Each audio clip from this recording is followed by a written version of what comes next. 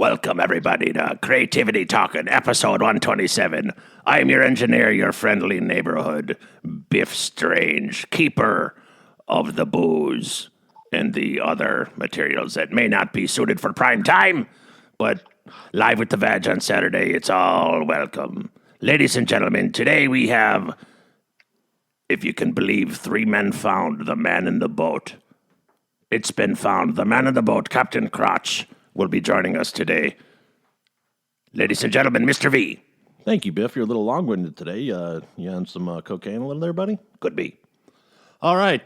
Jason, how you doing, buddy? Fantastic. How's everybody? Right on. Man in the boat, LaNette, how are you? Good. Welcome aboard. Thank you. Permission to come aboard, Captain. Easy, Biff. All right. Also hanging out in the green room today is my best friend from 7th grade, forward, my good buddy, Paulie. Say hey, Pyle. Hey, Pyle. See, I couldn't even say Paul because I already had a shot. But it's great. This week I have, two of the most important people in my life on the podcast, and it's always good to have good friends, and all of you guys helped me out when I needed it most. Love you all. So let's start, and let's talk about man in the boat stuff. So, LaNette. Yeah. Tell us how you, tell us about your journey about getting to be man in the boat. Well, I was in my later 40s, and everyone already checked out, right? No, come back. I was in my later 40s and noticed some lumps kind of below my belly button, between my hips.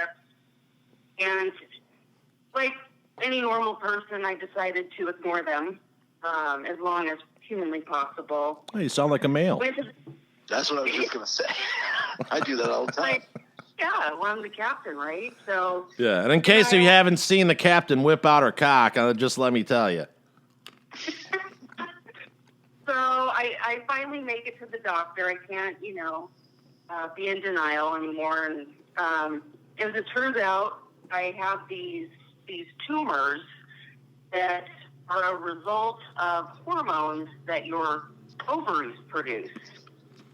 And I've got not just 1 or 2, but I've got 3. And she used the word grapefruit to describe the size. Pink or regular? I wasn't sure, what size grapefruit she was referring to. And these were, anyway, and what kind of tumors were these? Fibroid tumors, which sounds disgusting. I wasn't sure myself what exactly that was. Yeah, all three of my sisters had fibroid tumors.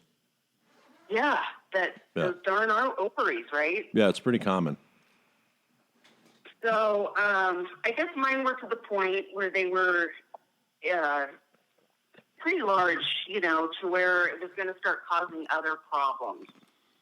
Because my thought was, well, if they're benign, which she took some biopsies, is there any reason why we can't just leave those there? Like, do we really need to do anything? Yeah. And basically what she said was they're going to continue to grow, and we won't be able to do any sort of exam on you.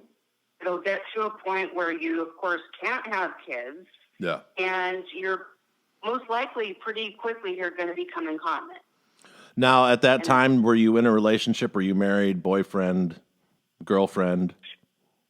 At that point, I did have a boyfriend, but I wasn't considering having children at all. I was never that girl that had to get married and have kids, and that was, have the white picket fence. Yeah, well, it's your choice. Yeah, and, when I was married, it just wasn't the right time when I was considered. So when you were dating this guy, was there an effect from him, or was he totally supportive? Did you freak out a little? Because it's only normal if you do. Yeah, I did freak out. You hear the word hysterectomy, and of course she could have MacGyvered things if I wanted to try to have a child. I don't think duct tape works down there. I don't think it'll stick. Yeah. Yeah. But it, she said chances of it working aren't always successful. And if I wasn't really considering kids, it was time for things to go. So you're And, just weighing options for what your story is or what it's going to be. So you actually got to be proactive instead of cautious due to some other external pressure from, let's say, a husband or a significant other wanting children right now. Oh, yeah. My boyfriend at the time, that would have been the last thing he wanted. Yeah. I think for me, even though I was never in a situation where it was the right time, to know that that's going to be taken away. It's like when you hear you can't have something, Right. you want it more. And I was devastated. I was sad. I didn't have a lot of support. I didn't really talk about it. I did make the decision to move forward. Mm-hmm. Not talking about it, that's that strong European German bullshit. Yeah. Yeah, let's just do it. Let's do it. Yeah. And they have a procedure now that's called the robot, where they make these small incisions and put these tools basically in the incisions, and there's a camera. Wait, so you're paying to get a tool inserted into your uterus? There's tools inserted into, basically they blow you up with a gas so they can get to all of the different. I'm actually looking at a video right now from Ethicon on YouTube. Paul brought it up on his tablet to show me the procedure that you had done. Very interesting. It's I'm sure it's delightful. Are you having popcorn? No, fish sticks. Okay, perfect. Yeah. No, it's just like any other medical video. It kind of freaks you out a little bit, but they know what they're doing, or hopefully. Yeah, and it was cutting edge. I wasn't going to have this huge, scar and slash across the bottom of my stomach. Yeah. Times have changed. And they've done so many of these that it's a big deal to the person getting it, but to the person doing the procedure, they've done it, 1,000 times. It's very exactly. Yeah. Which also helps to ease anxiety in one way, It's not like, hey, we got this new special procedure we're going to try out on you. Hot off the press. Right. Yeah, no. I was still nervous though, and I started questioning, if there's these little incisions, how does this work? What do we do with these grapefruits? And basically, she explained everything was going to, come out of the vat. That's funny because, with my sister, you had grapefruit, they had lemons. What is this fruit comparison thing that people are using? You know what I mean? They're not using vegetables. Hey, you have a pomegranate size fucking, or a potato size. That's just weird that they just happen to use fruit. Grapes at the back end. Oh, grapes? Well, russet potatoes are balls. Jason, how's your russets doing? You man spreading there in your chair so you can let the boys breathe? Always man spreading. Right on. It's kind of like ADHD theater here, and we do want to thank Man in the Boat for coming on today. She is one of our number one fans and listens to all the podcasts that we do, and I get feedback from her all the time, and it's very nice to get. And Paul and LaNette, you guys actually met in Los Angeles 25 years ago at Real Effects. Really? Yeah. No, I think I went. Gosh. You weren't working. No, you came out there before. I think you were at the shop one time, weren't you? I don't think so. I think so. One time you were at the shop, but when I was fucked up, you came out with the big dog. When you're with your back. Yeah. Yeah, I did go out there twice. I did go out there twice. Yeah. So anyway, that's kind of weird, huh? Yeah. Right? Yeah. Lynette's the one that Debbie freaked out on and said that Lon wanted, everyone that met her husband wanted to fuck him, like, so she went all fucking crazy, insane and shit. She's done that to like 15 people and that, just so you know, like, it's not like a weird, and it's very unfortunate, but yeah, LaNette's cool. But anyway, me and LaNette used to get in trouble constantly all the time because we worked at the same special effects house, and we'd always be gabbing and like making each other laugh and doing like evil dark comedy shit. And anyway, so if you sense a rapport, there's 25 years of it or more with LaNette. Go ahead, man in the boat. Yes. So you got the procedure. How long was your recovery? So I would say from beginning to end, it was probably a total of 4 months because,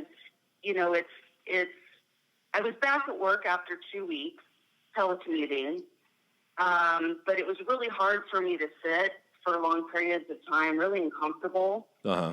And you still feel like pinching or discomfort, and that finally went away. I want to say it was about 4 months.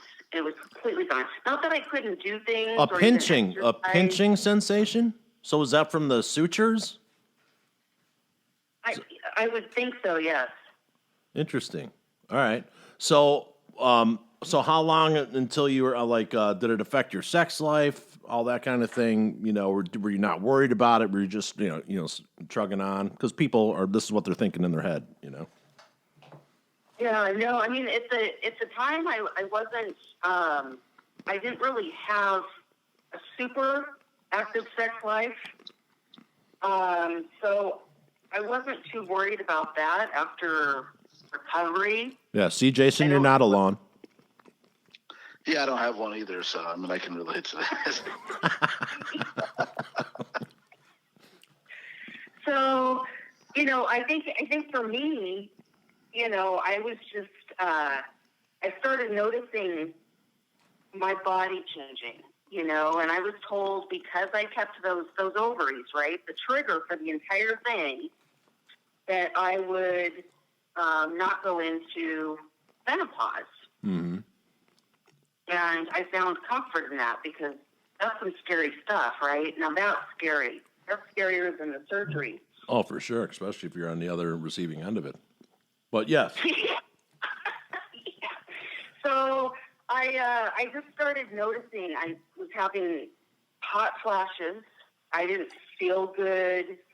I noticed I was definitely having some mood swings. Okay, Jason, just so you know, real quick, she said hot flashes, not hot pockets. Ah, okay. There's a There's a difference. Even though it was a hot pocket, but it's not the. Sorry, I'm rude. Yeah. Let's get back to the grapefruits. So, yeah, I gained a tremendous amount of weight in a really, really short window. Okay, and so what's tremendous? Because you're an actress and you've always been very persnickety. See that, Yeah. Paul? I used a big word, persnickety. I'm not even sure how that fits in this Right. So you were very conscious about your weight, and you like all actors, they always think that they're overweight, and they're really not. I mean, you had fantastic body. I mean, you were really a good-looking woman. So this obviously had an effect on your mindset. Oh, no doubt. I was in a panic. And I'm not saying any of this to be rude to LaNette or of her. It's just a fact. You know what I mean? She's in great shape, ate well, took care of herself. Go ahead. Yeah, this was, I would say the first 30 pounds, I was already in a panic. And I was literally gaining weight with each month.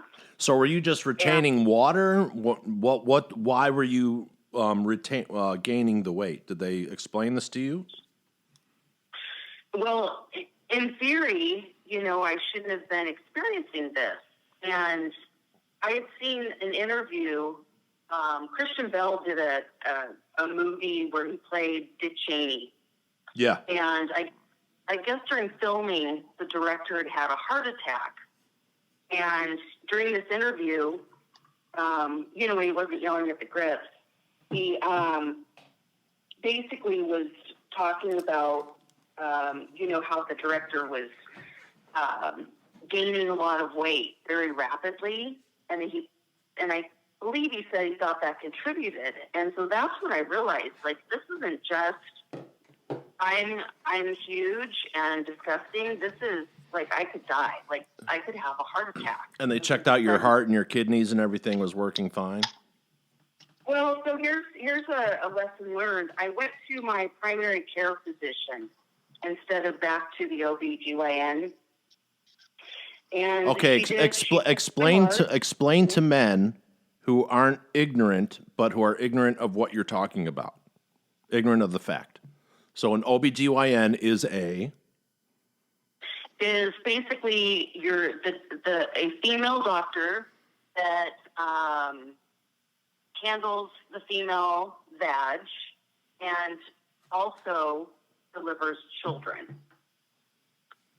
Whereas the primary care physician is the doctor that checks you out if you have the sniffles or you're just not feeling well.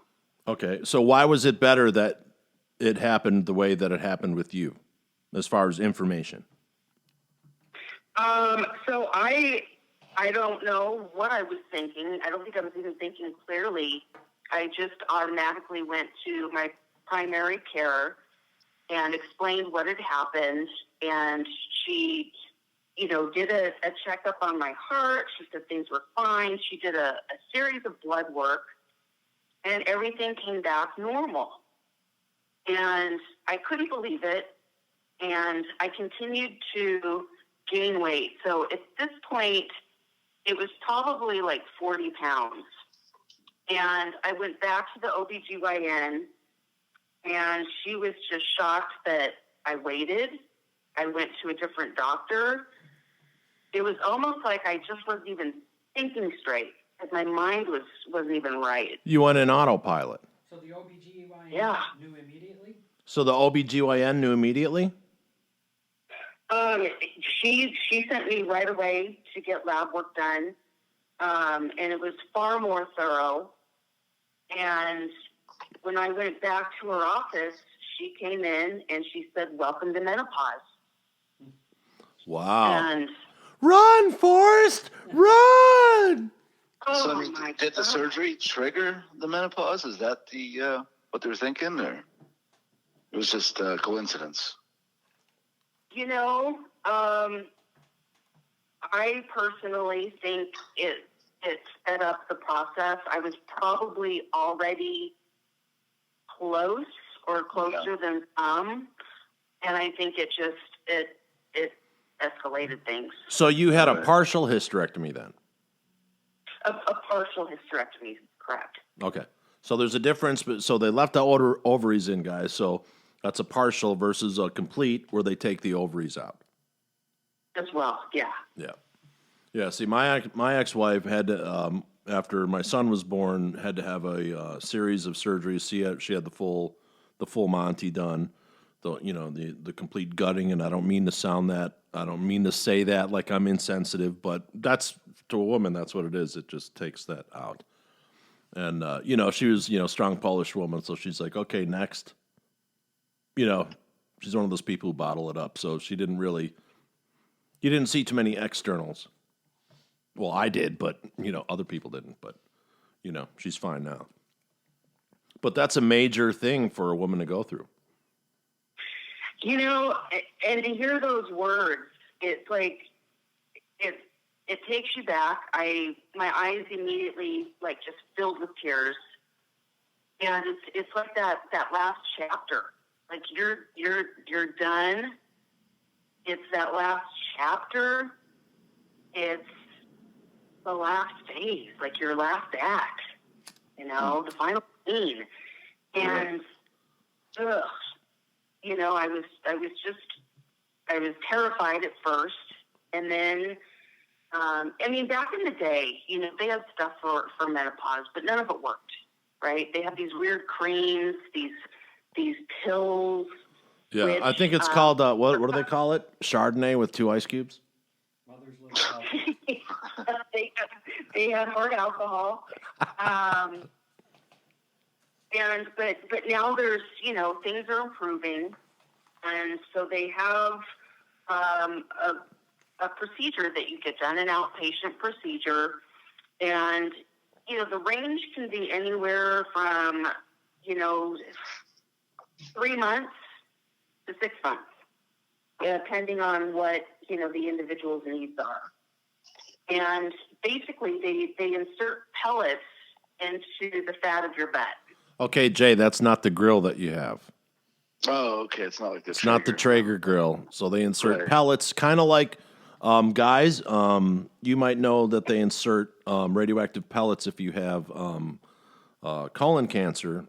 So it's probably very similar to that type of injection, I would imagine.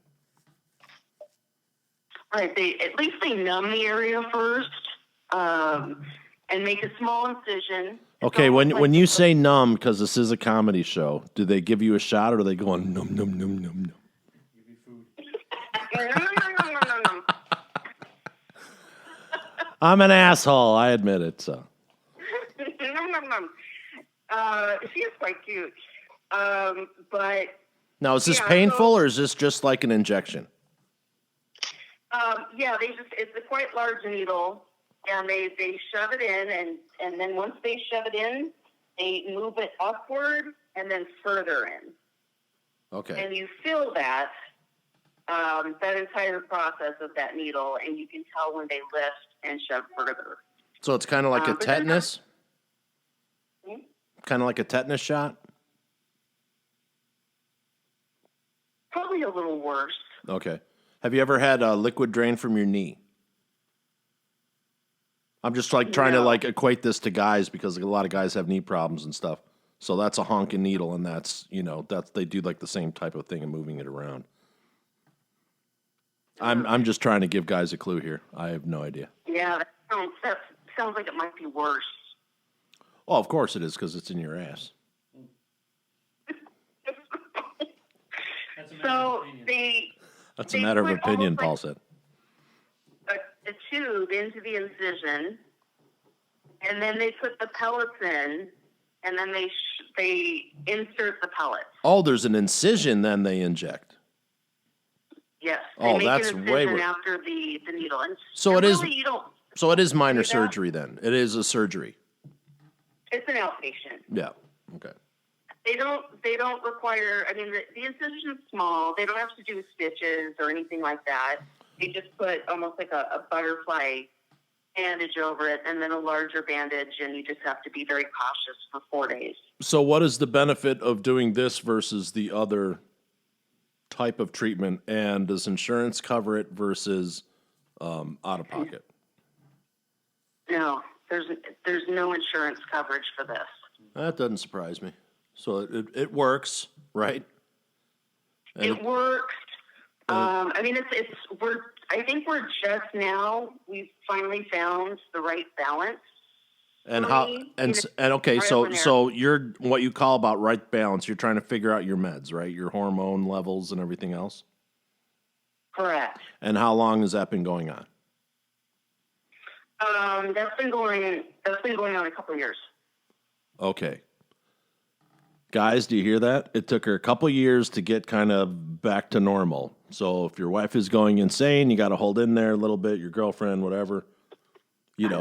Feel for him, man. It's a heavy thing. It's like it's like, to the worst thing for guys, it's probably having to take a boner pill. You know what I mean? And then when they get colon cancer, they can't use their joint, and then that's like the worst thing to guys.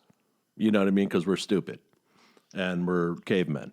But, so how did that affect your daily life? Did you see your personality change at all? Did you become... Because in my mind, you've always been happily rowdy. You like to have fun, but not like, your fun doesn't hurt people. It's just being exuberant. Did that change? Okay. Yeah, no, I definitely, I think the mood swings would happen, but I noticed more so the mood swings would happen with the hot flash. Because the hot flash And just so you understand, like you could be sweating. It's hot. You start sweating. You're working out. You're breaking a sweat. This is very different. This is sudden, and you're literally sweating from your head down to your toes, and your hair's wet, like your entire body's wet, and you're just super angry while this is happening because it's so miserable. And it can be triggered by having coffee in the morning and then taking a hot shower too soon. Oh, what the fuck?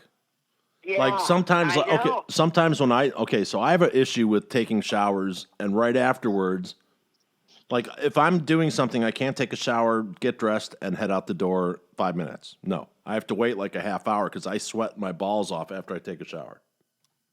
I don't know why, and it aggravates me. So I totally get what you're saying, and I'm sure it's like 10,000 times worse, you know. Yeah. You've got to wait. You've got to just fan it and just be in front of the fan until it subsides. Nice. That's glorious. Okay. So how did that affect the way that you saw men? Did that change? Like, did your focus change on like with guys, or did it not affect it really because you already were kind of the opinion that you're not going to have them? You just had the choice of being able to have them removed. I think, at that point, I was single again. Everyone's like, yeah, no shock. And, so I was just trying to figure out that balance. And one of the worst things, just so guys know, if your wife or your girlfriend or your partner, your sibling, whoever it is, this female is having hormonal issues, the last thing you ever want to say to them is it's their hormones. So, Horatio. Yeah. Like, and it could be something as valid as, can you flush the toilet, honey, please? Or, can you pick up your socks? Oh, I know what this is. It's your hormones. No, don't ever do that. Oh, that's like kind of saying, you know what? You sounded just like your mother. It's saying what you're saying isn't warranted. Right. Yeah, it's just being stupid. Invalidating. Yeah, invalidating, as Paul says. Yeah, so don't do that. But anyway, so I'm single at this point. Okay.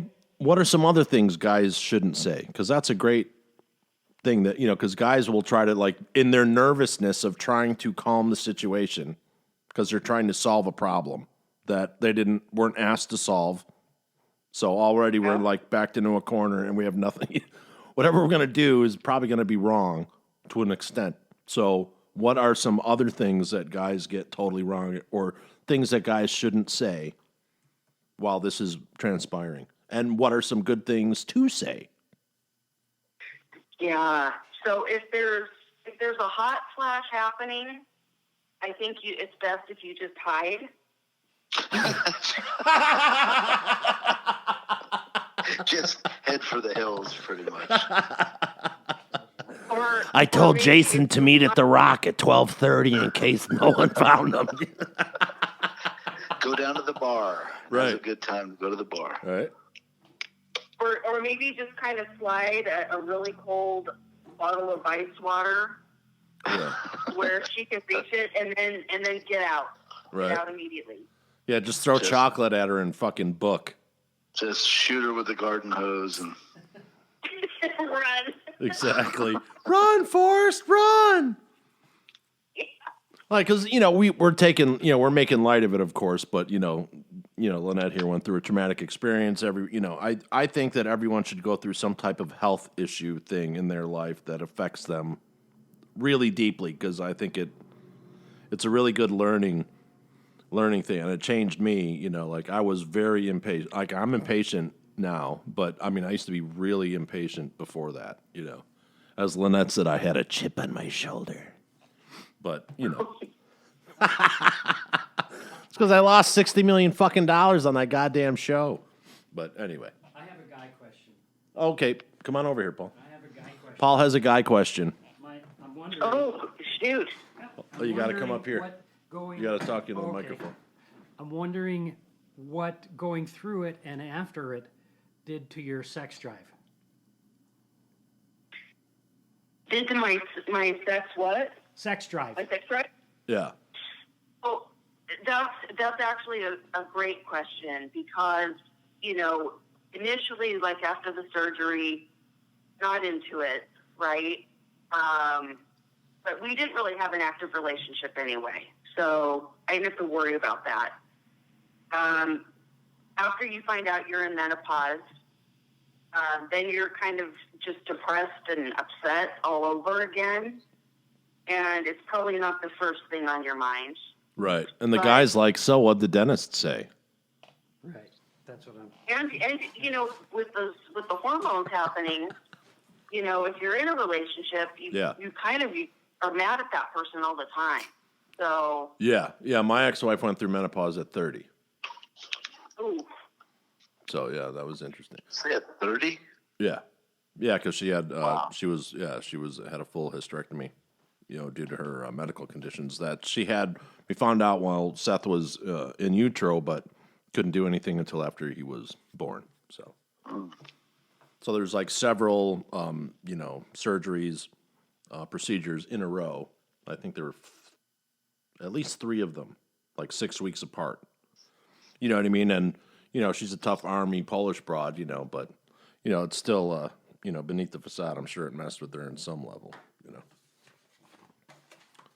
And we're totally cool, by the way, so it's okay. Because you're afraid of her. What's that? Yeah. Every smart man is afraid of his wife, Jay. Every fucking like there was a situation that came up earlier, and me and Paul were talking and stuff, and and it was here's the information XYZ, and it's like, you know, yeah, Paul, I would never do that. Not that I'm afraid of you, because I'm not. I'm afraid of your wife. Right. You know what I mean? And he totally understood what I was saying, because I would never, you know, do anything to cross that boundary anyway. But you know, because I know his wife would actually kill me. Every smart Right. man. I mean, she's a great person. Don't get me wrong. I mean, Every smart man is not only afraid of their wife; they're afraid of all wives. yes. Did you hear that? Every smart man is not only afraid of his wife; he's afraid of all the wives. Right. If Mama ain't happy, no one's happy. That's period. Sorry, I didn't mean that wasn't a joke. Period. But you know what I mean. So what did you do after that point? Did your relationship, obviously it ended at some point? Did this have anything to do with it, or just that was just part of the mix? If you were to ask him, he'd say yes. It was the hormones. But if you ask me, I would say no. It had nothing to do with the hormones. Oh, hold on a second. I have to translate this for Jason.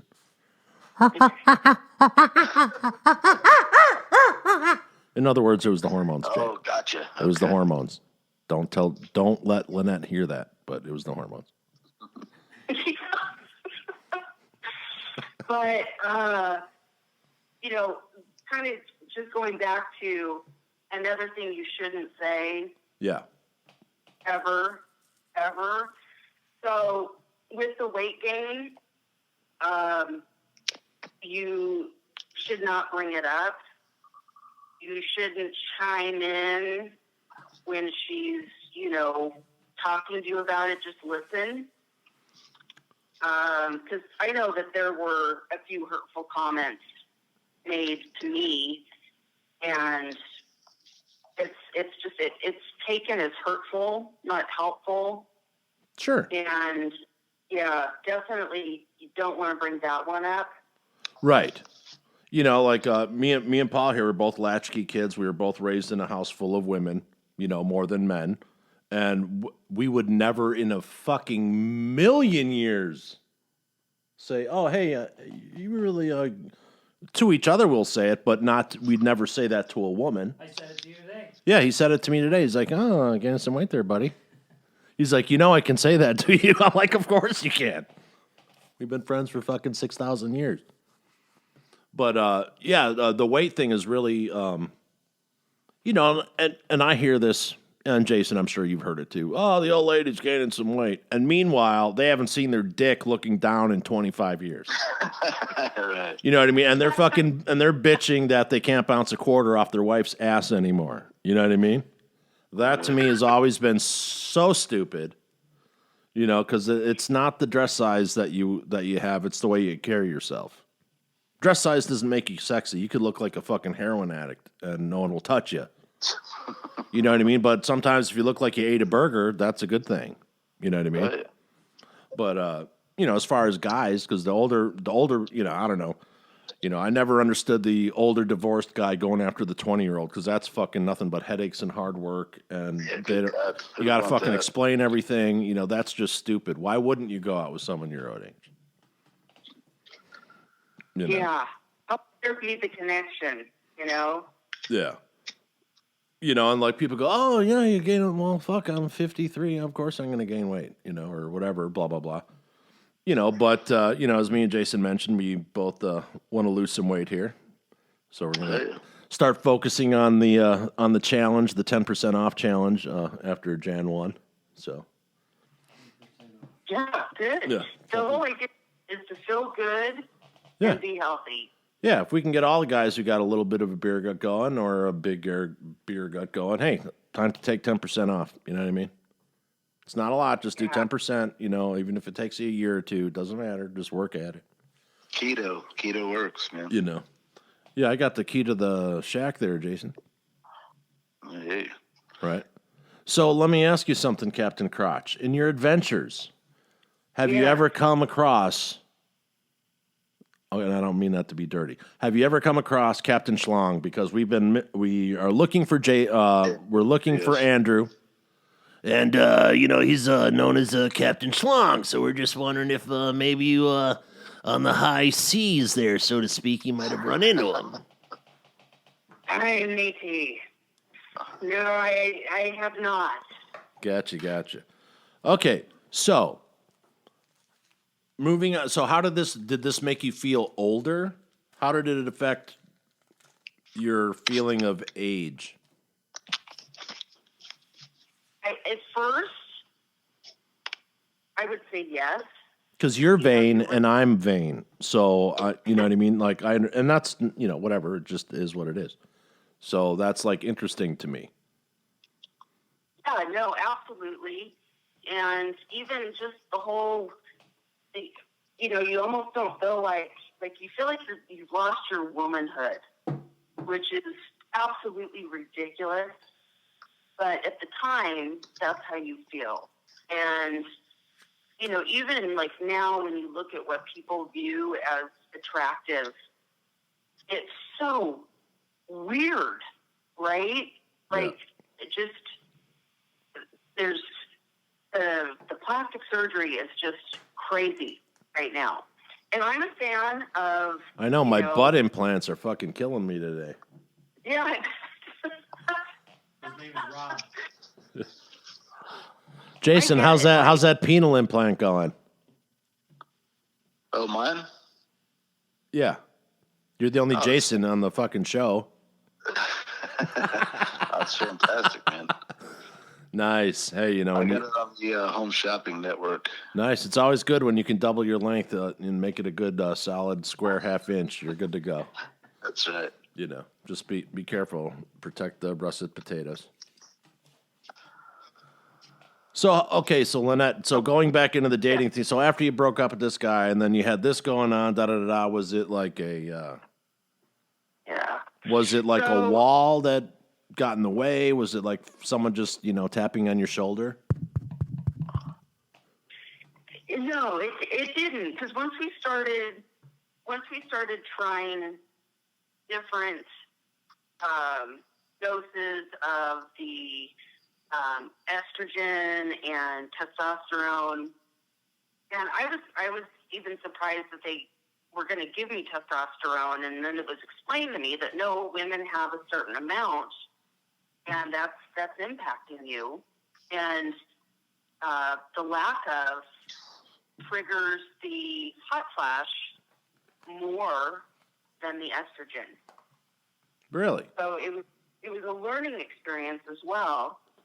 And I'll tell you, within a week of my first treatment, it was like I came out of this fog. Like I could think, my cognitive thoughts, I could find words. I didn't realize that it was impairing my cognitive process at all, and it was. It absolutely was. That's interesting. And Stomach problems do that too. What problems? Sorry. Stomach or digestive issues do that too. Yeah, there's a lot of things Yeah. that impair your thoughts. So that was the first thing I noticed, and I was just thrilled, just so happy. I noticed the hot flashes were a lot less, which was exciting. And again, for me, like the mood swing, I'm sure it happens, but for me, it wasn't as bad as when the hot flash was happening. So to eliminate some of those was glorious. Okay, so did you find were you taking refuge in any type of let's say alcohol, or were you handling it straight up, or were you running to something? Oh no, I was drinking like a fish. Okay. Cool. Right. Okay. No, I mean, because And I'm not even having hot flashes. right. Yeah, and the whole time while she's talking about fucking testosterone treatments, Jason's like, I wonder if she swallows.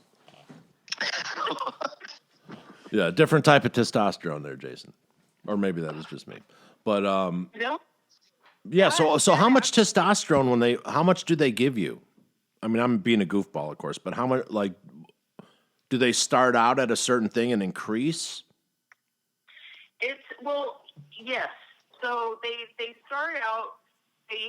She goes by your blood work, but also your weight, and kind of like just puts together. And at this point, she's pretty experienced in it, so she kind of puts together what she thinks will do the trick. And you have to fill out a questionnaire, right? Like, from 1 to 10, where are you? Are you sad?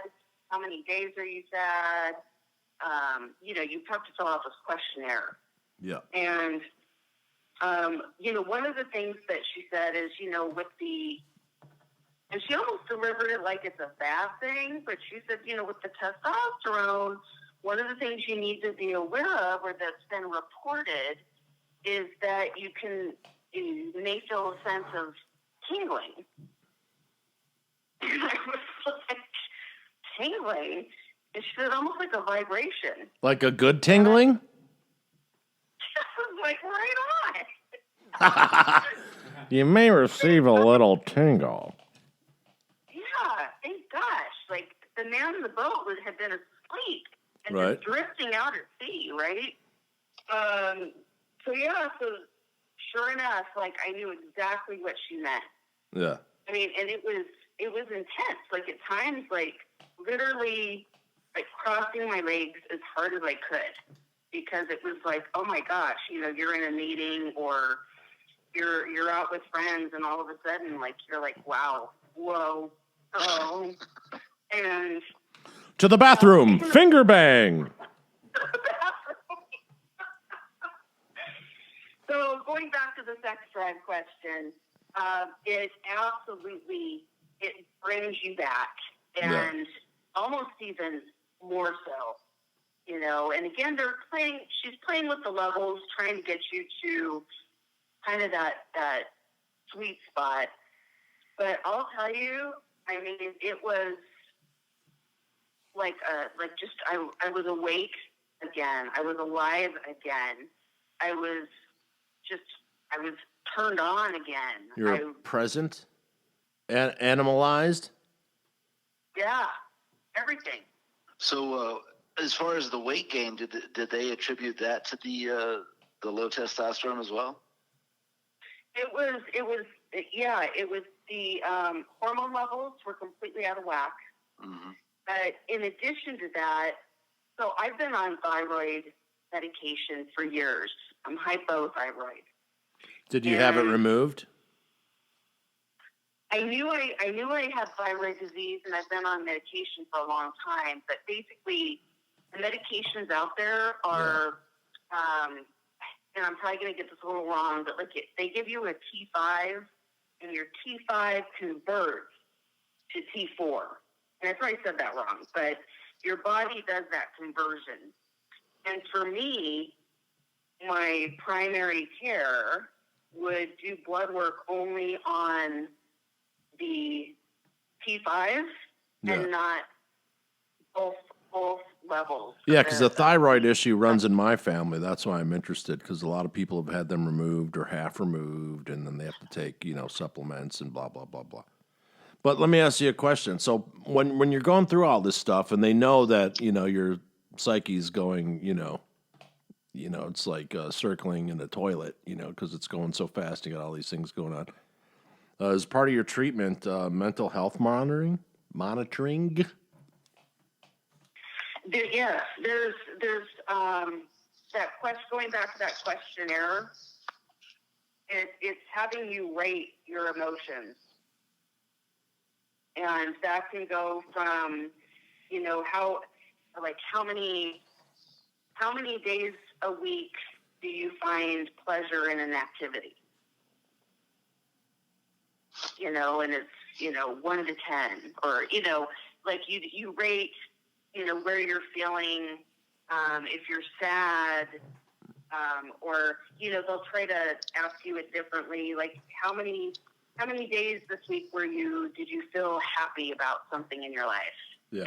And I wish I had one of the questionnaires. It's at the time you're filling it out, you're like, oh my gosh. But, there were a lot of, at first, I was really on the negative side of most of those questions.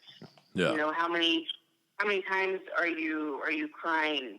How many days a week are you crying? Right. And, for guys, How much is too much? Yeah, how much is too much? I'm only up to 3 days. Paul says he's only up to 3 days a week crying. Am I okay?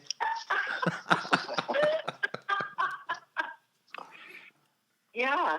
So that also helps her determine how to adjust things. And, in addition to those hormones and that impacting your weight, but also the thyroid wasn't converting. So I'm on a completely new thyroid medication, which gives you, your body doesn't have to convert. Because she said that, you absolutely don't have any. Like, your body's fighting right now. Yeah. And that was probably the biggest contributor of the weight gain. And that could have changed as part of the menopause. Right. Shift. And just so guys know, hysterectomies, each year in the United States, nearly 500,000 women get hysterectomies, and it's the second most common surgery among women in the U.S. How about that? 500,000, huh? Yeah. Yep. Mm-hmm. That's a lot of anxiety. Okay, so moving on. So now, did you have other health issues prior to this? I did. I had, breast cancer runs in my family. So anytime there's any sort of, so I get checked actually every 6 months. And I've actually had 2 lumpectomies, and they weren't cancerous, but there was potential for them to become cancer. Right. So, that's been an ongoing thing, but I feel, quite blessed to know that this is a family issue and that I can be on top of it. And as far as the lumpectomies, honestly, it's a pretty easy procedure compared to, the partial or the full hysterectomy. And I actually had a lumpectomy right before I had to have this hysterectomy. So I was just getting it at all angles. Gotcha. So something was causing uncontrolled growth, mutation growth in your cells at the same time. It was causing, or it could cause? Is that what Something you're saying? something was causing those cells in both the northern region and the southern region. At the same time, you had exponential growth of mutated cells. Yeah, it's probably all hormones. I mean, Oh, hormones don't pretty say hormones. much Hormones. Horatio. emphasis on hormones. Yeah, so we're going to have someone on here in a couple of weeks. Her name is Jennifer. She had a double mastectomy, and then it got infected, had them removed, and then reinserted. And she had this whole huge breast cancer journey, and she's going to come on and share that with us in a couple of weeks. And, she's got a good attitude. So attitude is good. like 80% of everything when you're fighting an illness of any kind. If you're gonna sit down and like become a shithead, then you're gonna get a shithead result. For the most part, not 100%, but you know what I mean. And that's the thing too, when you're talking about these types of things that, again, going back to that whole womanhood thing, it's those, it's not my breasts that define me or my man in the boat. It's your that's ass. not what defines me or makes me a woman. It's what? That's not what defines me or makes me a woman. That uterus that they got rid of, Yeah. bye. See you later. Right. I'm all set. Nice. Yeah, I could get an STD now. Well, right. Right. Now I can be a cum dumpster, and it's good for everybody. No, just kidding. I am joking, everyone. I am joking. She is not like that. Yeah, but No, I've never been that way, but there's definitely perks, to not have periods. That is, Yeah, that's gotta be great. that's a bloody shame. Yeah, we wouldn't know what that's like. Yeah. Thank God. And all the guys are like, oh my God, no periods. Where do we date her?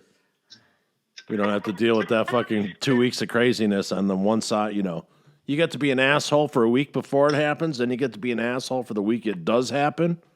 And the guys can't even have like one day to be an asshole during the, they're just an asshole, But yeah, the best insult when I was married, when going through like the week before, it was worth the 3 days sleeping on the couch. But guys, here's the best fucking line. And every time you use it, you have to buy me a bottle of booze or the equivalent in the buy us a cup of coffee on the or tip jar.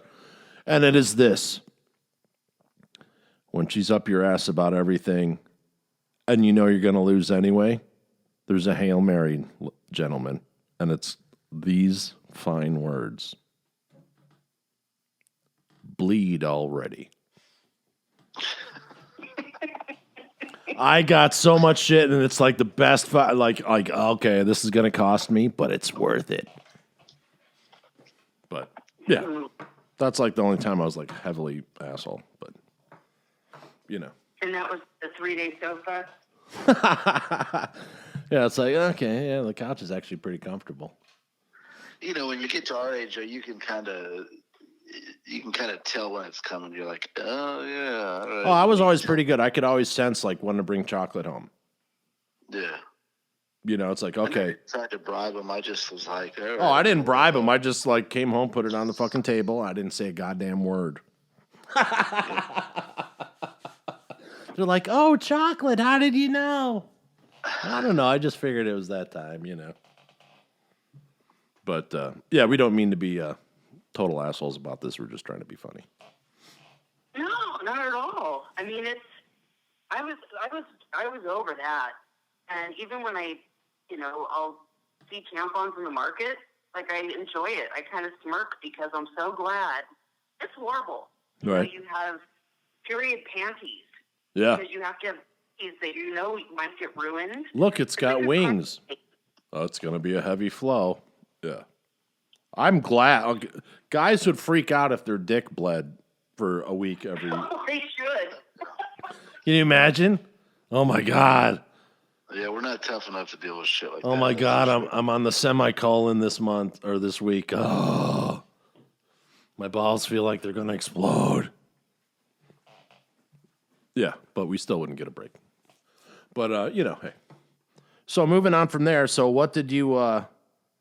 So how did you make your adjustment into feeling good with it? Because for someone who's never been through any type of life-changing surgery, procedure, run of events, they just go on like it's every other day. You know what I mean? Yeah. I think it was just getting my body on the path of getting right. The makeup of it, just getting things right. Understanding that it doesn't change who I am. And, kind of getting yourself back with, of course, the periods are gone, right? So there's that wonderful thing. But outside of that, just getting your head right and your body starting to get right, and your sex drive is back. You're not sweating all over people and yourself, which is yeah. nice. Yeah, Yeah. I need to sweat on you a minute. Ow! Ow! That's a little It's Alan. not one size fits all. Yeah. Well, that's the problem. We have a whole society that thinks that one size fits all for any medical conditions because they're fucking idiots. Everyone's different. It's like a fingerprint. Everyone can't take the same thing and expect the same result. And if you ignore the results that people are getting because they're not the same as everyone else, that's an issue. But yeah. what do I know? And, I don't know why insurance doesn't cover it. Because it's $500. You know why? Because insurance is set up as a fraudulent practice to extort money and not give you services they say they cover. And it's really unfortunate because, I worked with disability, and not one fucking insurance company covers a wheelchair ramp. That is deemed a, what do you call it? I just had a brain fart. ADA. No, it's deemed a like a perk, like a life perk. So they won't cover it. They won't cover a lift. They won't cover a ramp. Which is crazy. But what they will do is they will pay for an ambulance to come pick you up, take you to the doctor because you can't get out of your house, and bring you back to your house because you can't get in your house. They'll pay for that, but they won't pay for the ramp. It's horrific. Yeah. So I had this idea for a film where hypothetically a character similar to me kidnaps the CEO of a insurance company and basically breaks his thighs and breaks his lower extremities as well. His patellas, a kneecap, his thighs, a couple of shins, and then basically make this guy live like that for 6 months and basically put him through some type of really bizarre thing every day where everything hurts and everything's a pain in the ass and he just wants to die because he can't do what he wants to do. So that's basically the backdrop of the film. So if that happens in real life, it wasn't me. I'm just saying. It'll be a Disney type movie. Yeah, a feel-good movie for the holidays. Yeah. Yeah. Yeah, they won't cover any of that, and they usually kick back the first time you need anything serious, and a lot of people give up after that. Well, that's the time you need to fight, and you can get the thing that you need. You just got to fight for it because most people don't fight; they give up. And that's unfortunate, and that's how people make a lot of profit. But yeah, it's unfortunate. I mean, there's still, the pills out there, some of the things that are covered by insurance, Yeah. but there's all these horrible side effects. The only side effect I've had is, getting my sex drive back plus 20. Right. So,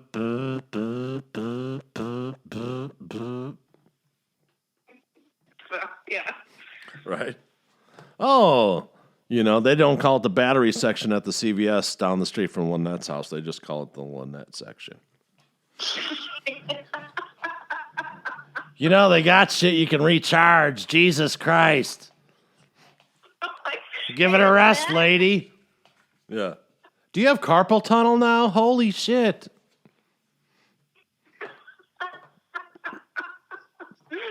Oh, no, they see me coming and they've got my bag ready. Right? Nice. Is that because It's like they... the guy at the beer store when I show up. Right? Of course, guys are laughing at this because if they told you the worst place they fucking masturbated, everyone would be embarrassed. I don't mean the goat's face, Jason, that you were telling me about last week. Not that one. Oh, yeah. Petting's it. But I'm banned from the zoo here. right. Yeah, it was 3 bottles of Dickel and a season of Tiger King that did Jason in that night. That's right. That and that damn Carol Baskin. Right. LaNette, have you seen the Tiger King?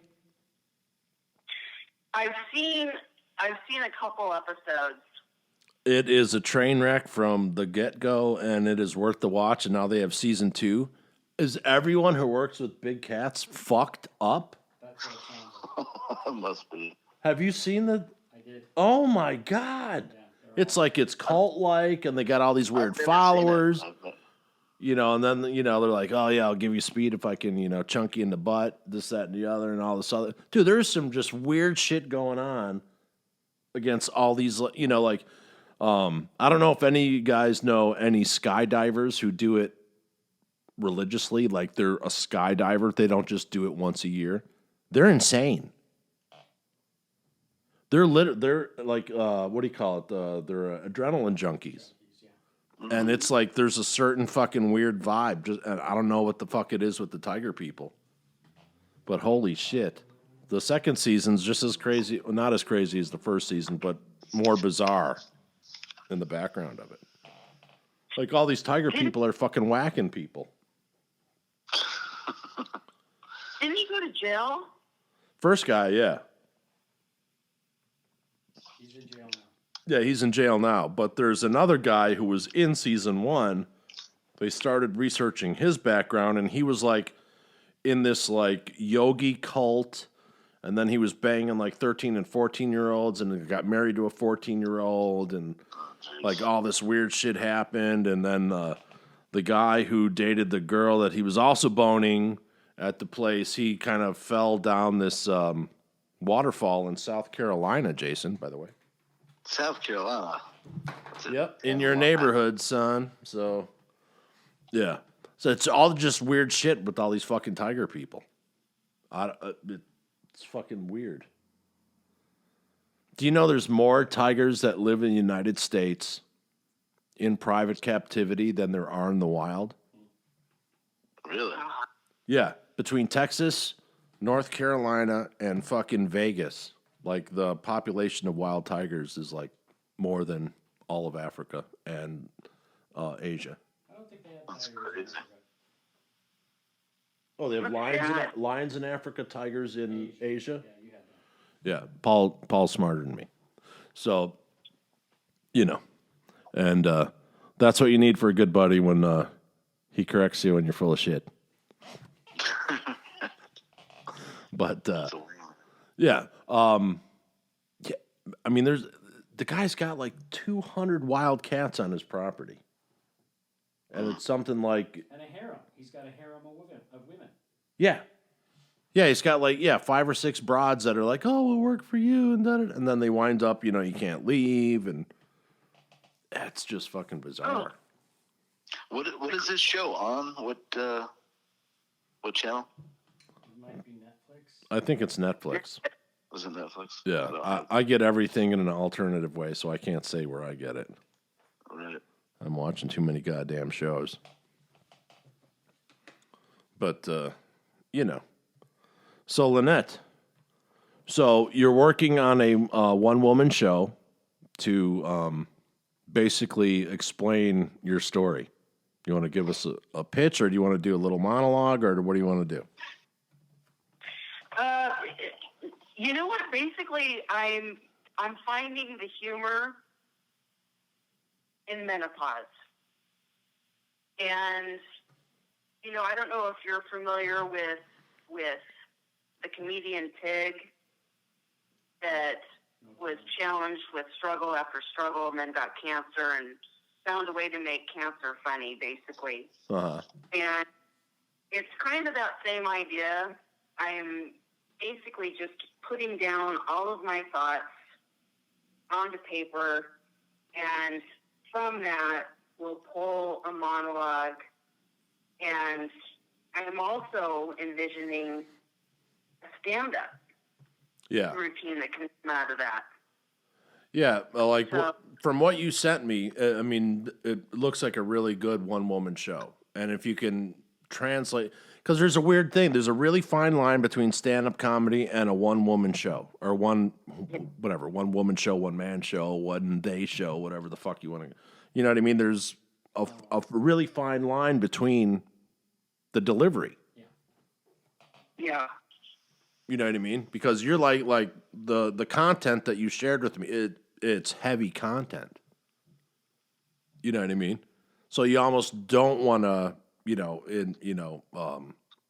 and dice. well, you don't want to rest for the laughter. You just want to bludgeon them with the fucking story because it's funny.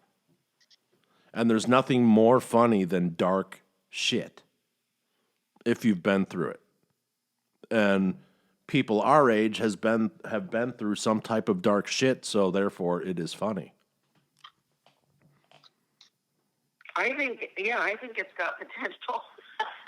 Right, like this one time, for example, I was, I had met this young woman in South Dakota on a film shoot, and we're walking home, this, that, and the other, and she's all worried. It's like, oh my God, and she's like, Vince, I just hope you know, like, I'm missing an arm. Like, how are you gonna not notice someone's missing a fucking arm, right? I didn't care. She was a beautiful woman. I said, well, patty cake's out of the question. And then after that, she was totally fine. Didn't bother her one fucking bit. You know what I mean? Yeah. But people are like, oh my God, you can't ask people honest questions. You have to tippy-toe around them. You know what I mean? Like, there were certain parts of the family when my cousin's kid committed suicide. He was a punk rocker. So me and my boys went to the funeral, and I gave the eulogy. And he had red spray-painted spiked hair, and we all had red spray-painted spiked hair for the funeral. Right on. So some of the people in the family were insulted, but they didn't know the guy who died. Yeah.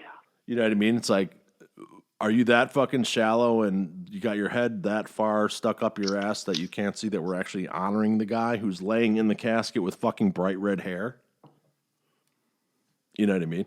It's so bizarre how, how that whole...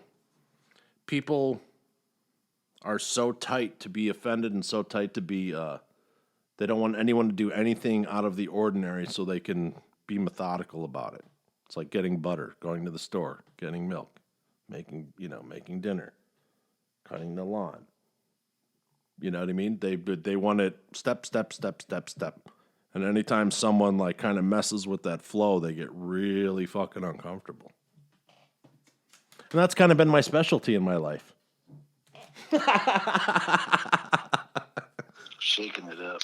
Yeah, not in a bad way. Just fucking God, release the stick, man. You know.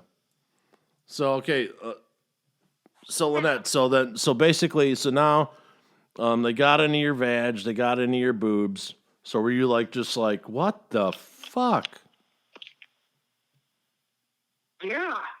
Yeah, absolutely. Like, what's Like, did you next? feel like being attacked on all angles of being a woman at that point in time? Yes. There's no ifs, ands, or buts about it. Yes. Right. It's, in my mind, and plus at this point, I'm getting older and I'm aging. So the face is taking a hit. And then, they're messing with me from top to bottom. Yeah. So. And then they had to that's when implant the medicine in your ass. Yeah. So like the only the only sanctity is the taint. The same sanctity. Well, we left the taint untouched. Yeah, you know what the taint is. It's like international waters. Yeah. Oh, you can gamble out here. You can drink. Do what you want, boys. But shit. I mean, yeah, I can imagine. Because like when I had my back surgery and I lost the ability to run with 100 pounds, and I was known as the guy who could run with 100 pounds. Like that was like, what do you mean I can't lift anything heavier than a milk gallon? You know what I mean? Total fucking sweat. So I totally get that challenge of that identification type of a thing, So did you have to get somebody to carry your weed for you at the time? Or No. I don't buy that much weed at a time, so I can always carry it. Oh, you don't? Yeah. Okay. Yeah. Okay. Plus, if it was too big, I could always shove it up your ass. 100 pounds, that's nothing. Yeah, it's like starting over. You got to reboot. Great song, John Lennon. Starting over? Oh, yeah, okay. Starting over. Yeah. Speaking of, LaNette, have you seen the Get Back Beatles miniseries documentary thing? No.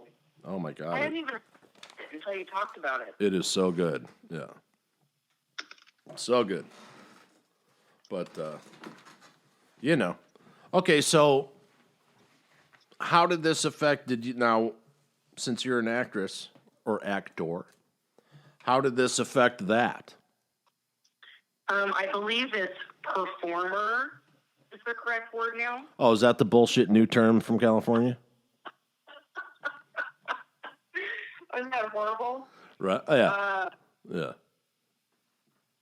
Yeah, it did impact it because, for one thing, I feel like everything was put on hold for years, you Right. know? And on top of things being on hold, it's like, oh, well, I can't go get new headshots because I want to wait until I lose weight. Uh-huh. Or, I'm going to be considered for very different types of roles. Yeah. Wait, you wanted me to play the mother and not the MILF? What? You want me to play the fat drugger from down the road? Right. I mean, Say what? yeah. I just wasn't. It was like going on auditions were hard enough back in the day, and just being that rejection Right. was hard, and to have another layer to that Yeah. was almost unbearable. And then, with COVID, there's a whole new world out there now. Like, there's people auditioning from Chicago for something they could have never auditioned for in LA. Let me see it again. You know, and there's this whole, so now it's like it's even harder to get a role because, you know, somebody can audition from another state because everything is starting to move to online. You have to have a certain setup. Yeah. Yeah, I'm hooked up for online auditions out here. Is. Yeah, I'm hooked up for online auditions out here. It's a whole thing, right? Yeah. Yeah, and voiceover, there's a whole thing. I mean, they can, you know, basically, you don't need an agent as a voiceover actor anymore because they'll go through everything and they'll say, okay, boom, this is where we want it. We want it for 6 months across this many markets for this amount of time and we're willing to pay this amount, da-da-da. So you walk out, you can do a 30-second commercial and it's $19,000 for the year just for, you know, 10 seconds. And if you do 4 voices, it doubles the, you know. It's amazing, you know. You don't need to be in California anymore. No. You know. But yeah, it's pretty interesting. The okay. Oh, so for people who don't know, who don't live in LA or have never lived in LA, and they hear these stories about actresses feeling old once they hit 30, that's fucking true. Oh, Like yeah. there is nothing truer. And as a guy, I can tell you it is the saddest thing to fucking watch. Because a woman doesn't get really good looking until they're in their 40s. In my opinion. That's my opinion. And they don't have the gravity and everything. Like, why do I want to see someone who doesn't even have, you know, smile wrinkles and she's trying to sell us on this big life event that she had with her 3 kids when she's only like 21? You know what I mean? Like, put someone 40 in there who's got some fucking meat going on in their life and they have shit to pull from. You know what I'm saying? So, like, my next door neighbor, for example, in Hollywood, her name was Jackie, and she was a former Playboy Playmate. She was Miss Michigan. And when she turned 31, she had a nervous breakdown in my living room because she thought she would never work again. And here's this person, totally cool, totally beautiful, looks great on screen. She was in the Mazda truck commercials, by the way, LaNette. And it was just bizarre. You know, it's like, why? You know, because you got these old saggy ball guys, fucking 70 years old on screen, banging the 23-year-old. You know what I mean? It's like, how about the 73-year-old bang a fucking 60-year-old actress? Not that we want to see what's her name naked. What's her name, LaNette? Oh, Meryl Streep. Yeah, we don't want to see that, but apparently we're going to have to if you watch that new movie. But Thanks for the warning. yeah, you're welcome. Yeah, but yeah, I mean, it's just sad that, and then you have the same group of people who aren't hiring women of a certain age, certain color, certain tint, certain background, and then they're blaming the audience. No, motherfucker, you guys are the ones funding and telling people that it's not commercial because of that. And then you turn around and say it's our fault is just fucking bizarre. Sorry. Had to put that out there. But Yeah, it's real. It's real. And it was even back when after high school, I went to the High School for the Arts, and after that I went to the Academy of Dramatic Arts, right? Like I was on my path. yeah. And meaning you went to school with some people that everyone knows. yes. Yeah. Yeah. You know, give some And- examples so they know what, you know.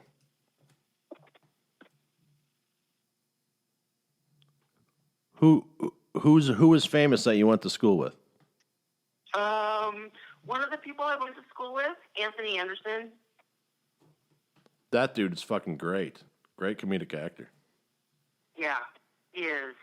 He's great. Yeah. Totally. Yeah, I mean, it's, you know, I'm at this academy, and I'm so excited to be there and be pursuing, you know, all this theatrical training. They, of course, you know, want to train you to sing and dance and kind of be that musical theater, which was never my thing, that triple threat, as they call it. Yeah. And day one in the dance class, they had you get on the scale. Yeah. One by one. On the scale? Scale. Oh, my God. So did you do it before or after you pooped? Yeah, didn't know it was coming. Or I would have, puked, pooped, done anything I could, right? Right. Those models, the runway models, they put shrimp, they leave shrimp out and then eat the shrimp and get horrible food poisoning to help them, vomit and basically just shit it out. Man, whatever happened to good old heroin? Holy shit, that's fucking nasty. Yeah, we're just gonna, you got to get some salmonella. Don't worry about it. You're just gonna have to send stool samples to the CDC, I don't know, every 2 weeks for the next 6 weeks. It's no big deal. You'll look great. I'm gonna have to try that shrimp diet. Yeah, that'll work for me. Right? Keto works. Try the shrimp. Yeah, I'm gonna leave that beef roast out for 6 days before I start to cut into it. Yeah. Right on. So just so everyone knows, one of the top 5 concerts I've ever been to in my life was the Steve Miller Band concert at the Greek. What was it? At the Greek Theater, right? So me and LaNette went to go see Steve Miller Band at the Greek Theater, and that was the best show because there was no fights, no violence going on. And everyone from 4 years old to 75, and everyone was dancing and just having a blast. You know what I mean? It wasn't like a metal concert where people are in a pit and people are getting pissed off because they're drunk and you know what I mean? There was a little violence. Oh, when I fell down the stairs. Yeah, LaNette ate shit down the stairs because she might have been a little wasted, and I could not stop it, but it was the funniest fucking thing because I thought she was half joking because she's an actress. And she's rowdy like I am rowdy, so I thought she was putting a thing on, And I thought it was fucking hilarious, but she actually fell. And you were laughing. Oh, dude, I was fucking dying laughing. I felt like shit. She's like, "You fucker!" I'm like, "Oh my God, I didn't know. I'm sorry." I'm like, it's fucking hilarious. Fly like an eagle. Oh, boy. I want to reach up and grab you. Yeah. Shit, that was, oh my God. Oh my God. But that was a great fucking show. Steve Miller puts on a great show. I guess he's sober now, but yeah, and what's his name from Bad Company opened up and they had that 45-minute jam. Paul Rogers? Yeah, it was Paul Rogers and Steve Miller had this fucking blues jam, dude. Wow. It was especially if you're, I know I was high, so it was really good. Yeah. But yep. Okay, let's see. Oh, how's the doggy doing? Oh, she's got her cone off, so she's getting back at the game. Nice. Paul's got 17,000 dogs. How many do you have now? We're down to 4. Down to 4. He's down to 4. He lives in Las Vegas, New Mexico. We lost one a couple months ago. Well, that's a bummer. Yes. But Jason, how many dogs you got out? How many hounds you got out there? I got no hounds, man. Landlord won't let me. Oh yeah. Oh. I'm houndless. I just have a psychotic Quaker parrot. Ah, gotcha. Yeah. Jason's like, Mom laid down the law. Okay. That was funny. But Yvonne's awesome. Hi, Yvonne. Yeah, she's back there somewhere. Right. Okay, so LaNette, what have you learned about going into menopause that you didn't know prior? Well, I mean, again, I think you kind of reboot, right? You kind of reevaluate things. You look at things differently. And, you know, for me, personally, I feel like I know myself better now in my very early 50s Right. than I ever have. And, you know, that, to be enlightened like that at this point in my life is crazy. Yeah, hands down, that's usually a good thing, you know. One of LaNette's favorite movies is The Secretary. Great movie, guys. If you haven't seen it, go watch it and don't molest your secretary at work. That's not what we mean. Yeah. But you know, if you want to spice things up, a little, you can use that movie and like bring it to the home thing. If you know what I mean. It seems as people get older, they get a little more inclined if they're not already, if they have a penchant for things that are non-vanilla. But It's got James Spader, Okay. Nice Gyllenhaal. yeah, she's amazing in that movie.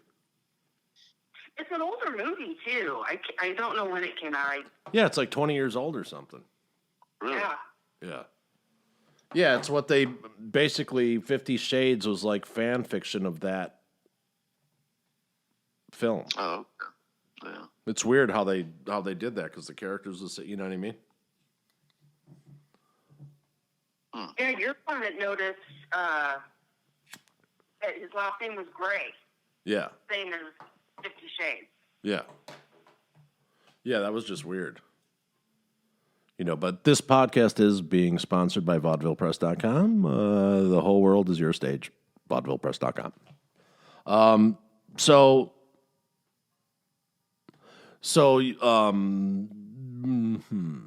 So you say your interests have gotten more to the secretary side of things. And I don't think that's out of line because I hear that from a lot of people our age, from women. It's not like out of nowhere. You know what I mean? And it's not like it's brand new. I mean, there was always I always liked a little play. Yeah. Or, you know, a little bite here and there. Yep. I mean, after all, I do like the whole vampire bat thing, right? So I had that going. But Vampire bat thing. yeah, I love vampires. Oh, And I okay. love vampire bats. So the whole biting, you know, I always thought that was kind of cool. And so there were like little seeds, you know, kind of hints. But it wasn't until, you know, over the last year or so that I really started like fantasizing differently. That's interesting. And how so?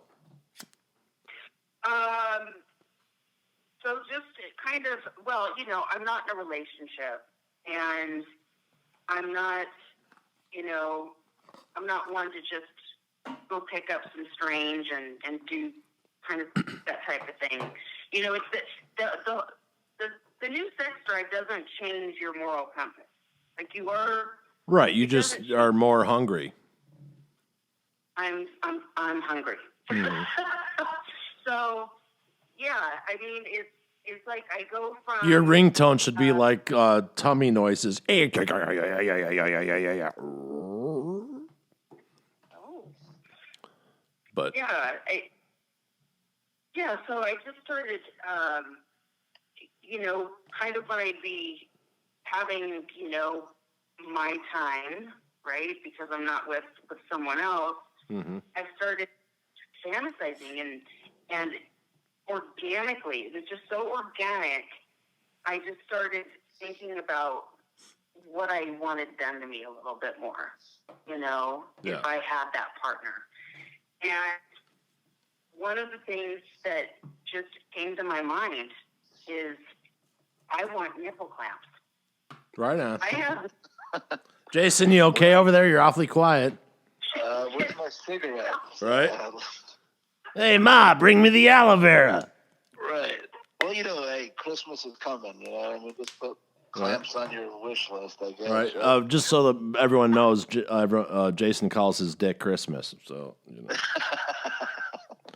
But, yeah, no, I mean, there's nothing wrong on knowing what you want. You know what I mean? But out of nowhere, right? Like all of a sudden, I'm just thinking, I want that. I want to try that. And I felt alone, kind of, because it's like, who do you talk to about that? And so I have one friend that's just really open. There's no judgment there about anything. Right. And so I confided her, like, oh my gosh, like I'm thinking these thoughts, and I really want nipple clamps. And she's like, well, go grab some clothespins. Right. And I'm like, are you kidding me? She's like, what you need to do is grab the Bosch hammer drill with attachment. Like, no, I'm Get some not. jumper cables out of the garage.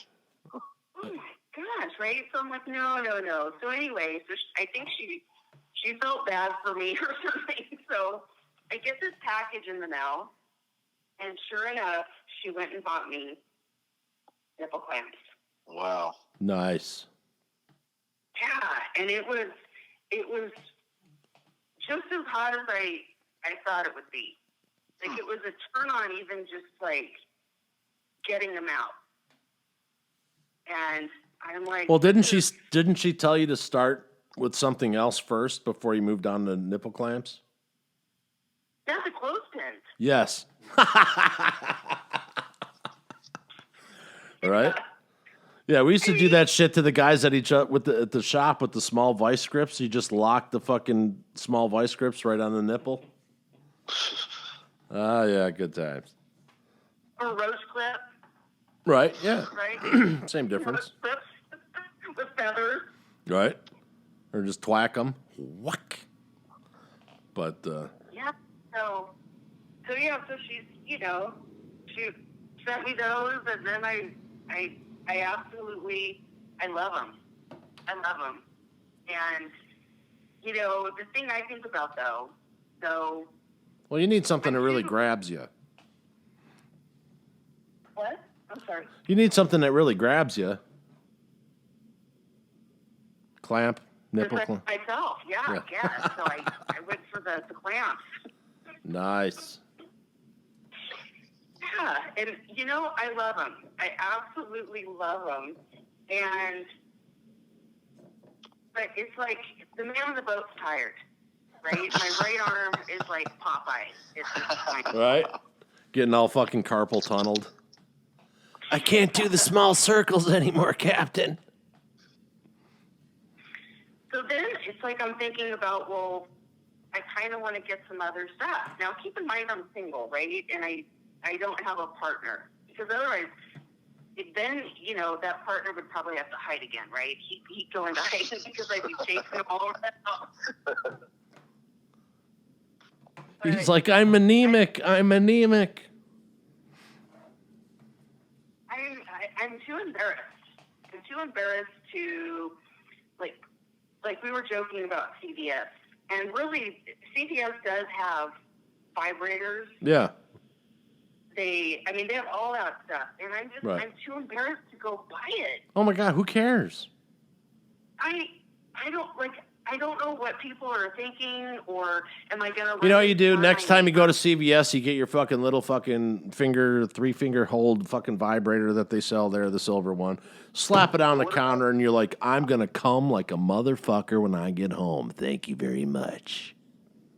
Yeah, but what about Pack a Marlboro Light box, please. You can order everything online now, right? So you don't even have to be embarrassed. Yeah, who gives a fuck? Yeah, but then so anything you look up online, all of a sudden it's on your phone, right? It's in your news feed. Oh, well, that's true. Yeah. So like all of a sudden there's that aspect of it. Right. But then the unknown of what box and what that box looks like Right. is going to be sitting at my front door. Yeah, and she doesn't Oh, want my all these ads for like the Calesto fist, like when she's at work, the Calesto fist.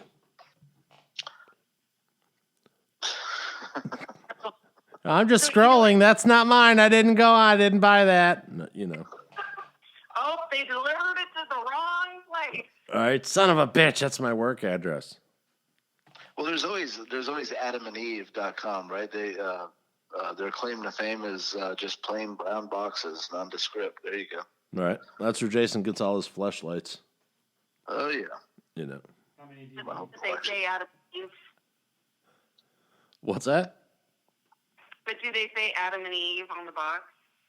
Oh, I'm not sure, but they claim to be discreet. So I mean, just go to a fucking dildo store and fucking they don't give a fuck. That's what they're there for, You're not going to walk in there and buy the strangest shit that they got. So just actually, keep that in your mind. I don't think they do actually, LaNette. What's that? I don't think they've got their logo on it and all that stuff. As Jason looks in his closet and sees the 17 boxes stacked up. I used to buy porn from them years ago, but I'm trying to think, back in the old VHS days, Right. Yeah, but I don't think it did. I think it just has like a Dude, or something. did I send you the fucking catalog of fat porn back in the day? I think you may have. I think it was that, and I would at that, and like every 6 months, I would send you Hair Club for Men shit. Right. Yeah. I'd sign you up for that like 50 fucking times. Yeah. Yeah. Totally. You bastard. Right? Oh. How do I get these 12? How am I on these 12 mailing lists? Hey, Jay, get any interesting Tell mail? how many mailing lists you put me on. Right? But, Okay, so you're embarrassed to go into these stores now that your personal attention to yourself has morphed into something less vanilla. You're scared to go. Now, do you think that's because of your religious upbringing or because you're not really a prude? I wouldn't call you a prude. You know what I mean? No, I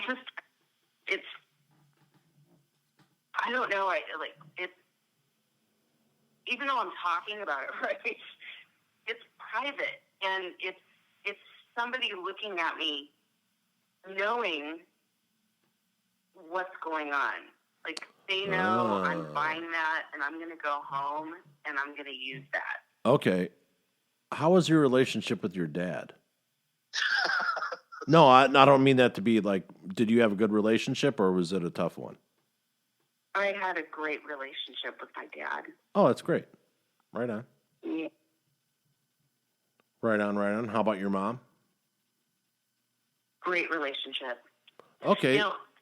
Go ahead. But that said, there were some turbulence, when I was 17. No. 18. No. 19. It was like 25 was the magic number. All of a sudden, I just appreciated my parents so much. Yeah, that's pretty normal. That's usually the... Yeah. I had a great relationship with my dad. Nice. So but he did, they did raise me being scared to death of sex. It was, my dad used to say, all men have this thing, and they want a place to put it. Yeah.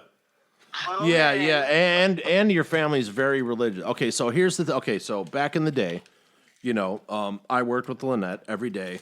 So I had a thing for her, whatever. And she was always dressed very, very conservatively. It wasn't she was, you see some people dressing for an office, it's one way, and she's very conservative. You could tell that she had a religious background just from the way that she dressed. And that's not a good thing or a bad thing. It's just what was. You know what I mean? And she's trying to be professional in a town that's weird and preys on young women. So that whole thing, like, how was that, like, in your head, trying to mix all those worlds that you had going on there? Well, I also wanted to be an actor. Right. And so I considered, being more open about things, because you have to be in order to play other people. Right. And become this other person. But there was, there were times when I'd get a part and it was, when I was younger, right? I'd get a part that was a little more racy.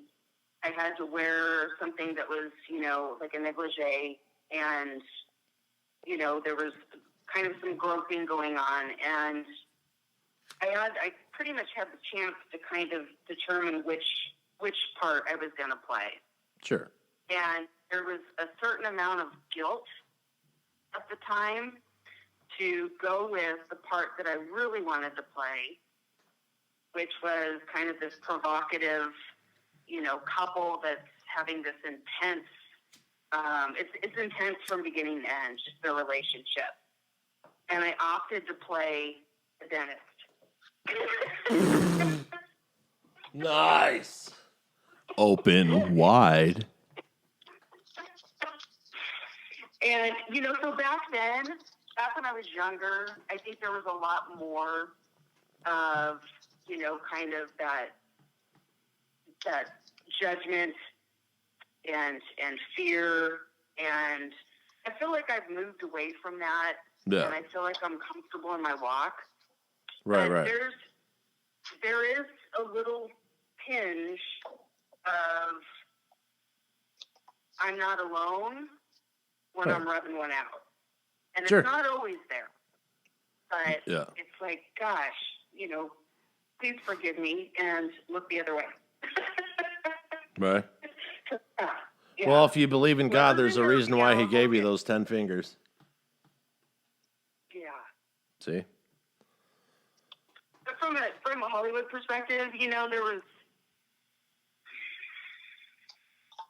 I think everyone we worked with, it was an eye-opener, to the kind of those different characters that are out there. Yeah.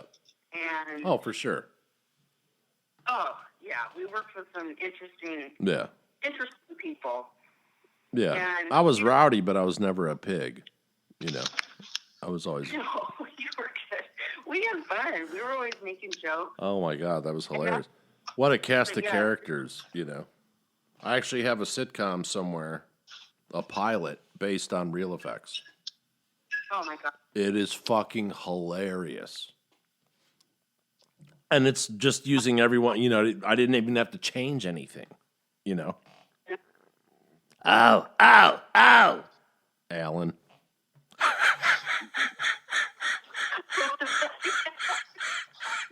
Alan. Oh my God, that fucking guy. He walks up to me one day, he goes, okay, I've already done like an 8 ball of speed, and I've drank 3 bottles of vodka. I'm fucked up, so you gotta follow me. Go. Yeah, and this is like at Showbiz Expo. You know what I mean? I'm like, oh, great. So That you were the guy. babysitter. Oh, dude, that guy was so fucking... He was my best friend in L.A. So fucking funny, dude. Oh, my God. Always just blasted. One time, Alan Russell makes a bet with Martin, the co-owner of the effects company, and Alan was a salesman, right? And we sold fog machines and fans and this type of thing, for stage work and permanent installs. And Martin says, you can't sell $100,000 by the end of the week, whatever it was. And he's like, oh, yeah? Oh, yeah? What do you mean? He's like, so, yeah, you can't do that. He goes, I tell you what, if I sell $100,000, you're going to have to suck my dick in the middle of fucking Melrose Avenue. And Martin's like, done, right? So, boom, you never saw Alan work so fucking hard in his life, and he did it.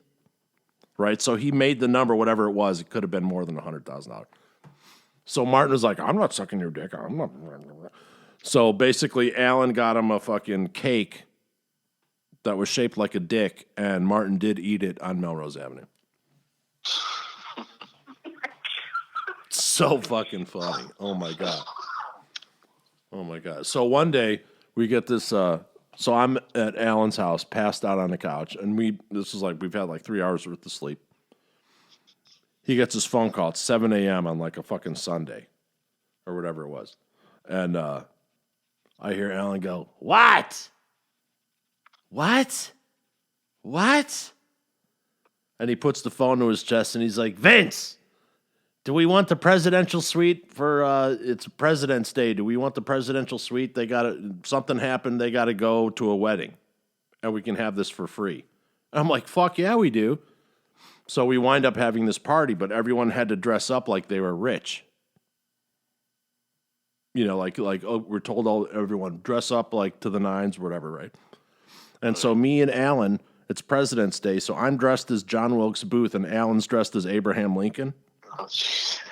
Right? And we have the presidential suite. So we walk in there thinking we're going to be the funniest fucking thing, and there's a Star Trek convention happening on the first floor.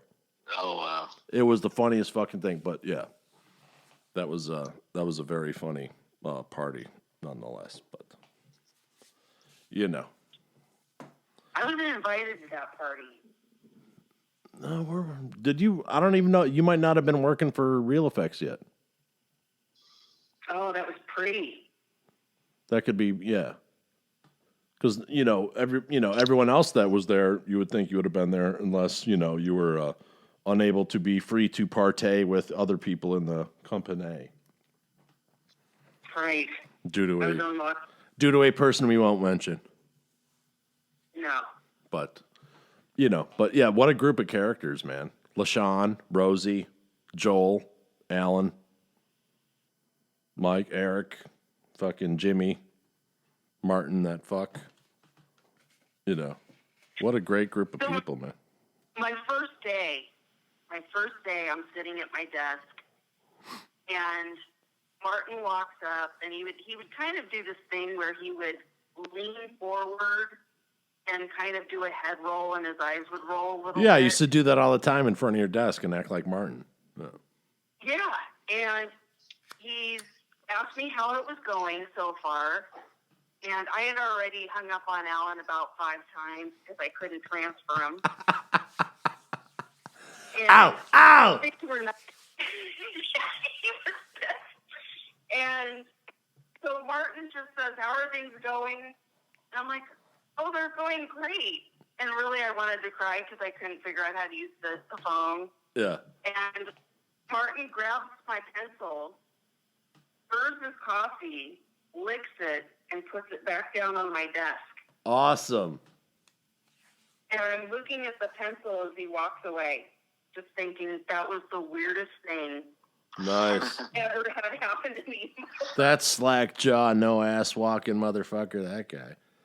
Yeah, and the special effects company was started out of they bought Evel Knievel's old trailer that was a machine shop. So they bought the Evel Knievel trailer, and that's how the company started, and they got bigger with like Friday the 13th movies and the Halloween movies, and they got bigger, and like Johnny Five Alive, that was done out of there. Lawnmower Man, a bunch of fucking commercials, but yeah. But it was funny to see, like, every once in a while, fucking, what's her name, from The Exorcist? What's her name? Linda Blair. Yeah, Linda Blair would stroll through the fucking shop, doo-dee-doo. She was friends with Eric and a bunch of other people, but yeah, it was cool, Like, one of the coolest things from working at that place, I had to go to a like a craft store and get some supply, but get some armature because we're doing some miniature work. So I go to this craft store, and in our building at Raleigh Studios, where we were located, Charlton Heston's son, who's the director, had an office on the second floor. So we'd see Charlton Heston come in once a week for lunch, right? So he'd go out to lunch with his son. And so I'm out in the valley doing this fucking thing. So I've seen Charlton Heston, 300 fucking times, And he walks in with his grandson. And he gives me the head nod, right? So I'm like totally like geeking out because I'm watching. I'm like, oh yeah, I think I need something over here that I don't need. And he's showing his grandson the Planet of the Apes, like figurines in 19... And he's like explaining like how he made the movie, to his like 5-year-old grandson who was like seeing like, God or something, It was pretty cool. But yeah, that was a cool place to work for sure. But, a lot of shenanigans went on there. But, like the OJ case, remember that, LaNette? The OJ case? Mm-hmm. What do you mean? Well, Martin was good friends with the district attorney, so we were getting live, and Jimmy had the first like little TV, and it was on your desk when the Broncos chase was going on, because that's where it got the best reception. So we were watching the OJ chase. You might have left for the day, or you know what I mean, like, or started and then you left or whatever, but. Yeah, so we had all this inside information of the OJ case because the DA was best friends with Martin. And then my roommate, right? My roommate, her assistant was the chick who was banging Kato Caitlin. And it was on the phone with them when OJ jumped over the fucking fence and hit the wall of the guest house. So, like, there was just all this, like, OJ shit around... Your place of employment. Yeah, it was like fucking weird, And then I see like the outside the murder scene, right, in Brentwood, whatever. And there's my fucking roommate, Jeff Pepper, fucking waving right at the camera. I was fucking dying, dude. I'm like, oh my God. So like it was just like too intertwined and bizarre, Yeah, it's a little weird, huh? But Well, my aunt. Go ahead. My aunt lives right across the alley. So, like the infamous alley behind Nicole's condo. Really? So then it was even weirder that all the shit was going on around our employment place. I kind of don't. I remember it was around the time I was working for Real Effects, but I don't remember conversations about it at Real Effects. I just don't. Yeah. But yeah, when I was at my aunt's, I was like, I'm walking over there. Like, I want to check this out. Right. My aunt's like, no, there's evil in the neighborhood. And I'm like, well, I still got to go check it out. Do you know what Ron Goldman said to Nicole Simpson in Heaven? Here's your fucking sunglasses. Oh. Sorry. You know what Nicole Simpson was for Halloween? A Pez dispenser. Oh! Sorry. Yeah. Yeah. That dude was guilty as, And here's the thing is OJ was a cocaine trafficker. Hypothetically, he was known hypothetically as a cocaine trafficker, and hypothetically, 2 weeks before that, hypothetically, his business partner in New York in the nightclub that they owned was murdered. So within 2 weeks, two people very, very close to OJ were murdered. That's purely coincidence, I'm sure. Right. Yeah, but no, he was, the word was he was a known trafficker, and he used to use his spiraled ham stores to distribute. He had 36 of them. Oh. Interesting, huh? Wow. Orange juice, anybody? Orange juice. But right. Okay, LaNette. So what's your view of modern feminism? Because it's not the feminism that we grew up with. No. Or not your view of it, or maybe how it differs. How it differs.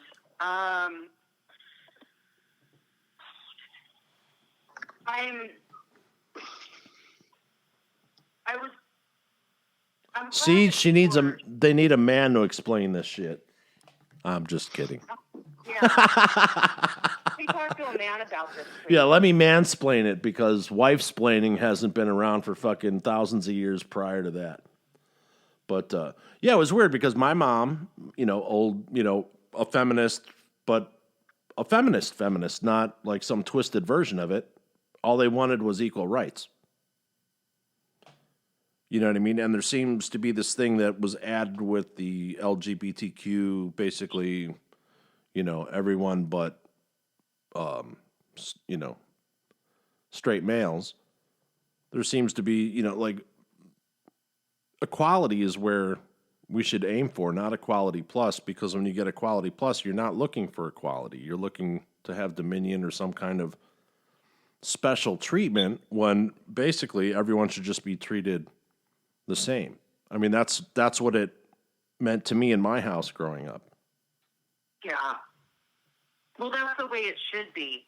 And I think that I was a bit surprised by some of the stuff that's come out, and to learn that, how unequal pay was. Yeah, I mean, my mom was the first single woman, divorced woman to get a mortgage in the state of Illinois.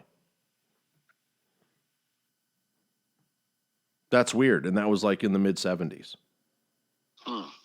You know what I mean? So that's just fucking bizarre because she went through the first female vice president of a bank that happened to be in our town. But, it's just bizarre that, I don't know. I think things have gotten a lot more close, and when they talk about wage disparity, to me, it may not equate because they may not be, because there's more, let's say there's more men doing roofing, and there's more women doing nursing. That's just a fact. So, nurses make great fucking money. So there's not a lot of males that are nurses. And there's not a lot of women doing roofing. You know what I mean? So, like, basing, because, I mean, LaNette, you and me come from a business model of working in entertainment where if you're a grip, you get paid $350 a day for 8 or 10, whatever it is. Whatever you are, that's what you get paid. Mm-hmm. Your rate. So... And there was no difference with the rate male to female? No. Unless you were a director and you had an agent bargain for your rate, or an actor. Like, I think it's great now that leading quote-unquote men are saying, hey, if you're going to cast me and you're going to cast this actor, we should get paid the same amount. The Rock's done it. Cumberbatch has done it. There's a few actors that are sticking up for their counterpart on screen. Just because you got a penis doesn't mean you should make more money, because the women bring in just as many, if not more, people to the theaters or to the intellectual property. Oh, yeah, absolutely.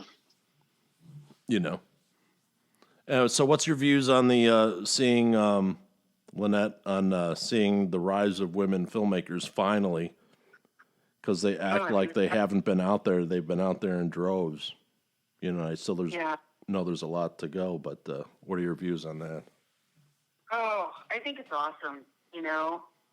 There's so much talent out there, and so many things that we've missed out on potentially because it wasn't the woman's place.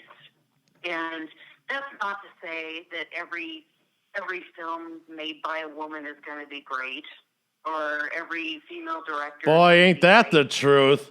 Yeah, no, Yeah. for sure. But, yeah, there'll definitely be some magic that we would have missed if things hadn't changed. And I feel like there's at least an awareness now to where things are changing. And like the whole thing, like for instance, like I like comic book movies. I really love comic book movies. So when, excuse me, when Wonder Woman, the first one came out, everyone was like, holy shit, this movie, the action is fucking out of this world. What's so different? And I'm like, you guys, it's a female directing a female. She knows how a woman's body moves. Guys don't know how a woman's body moves.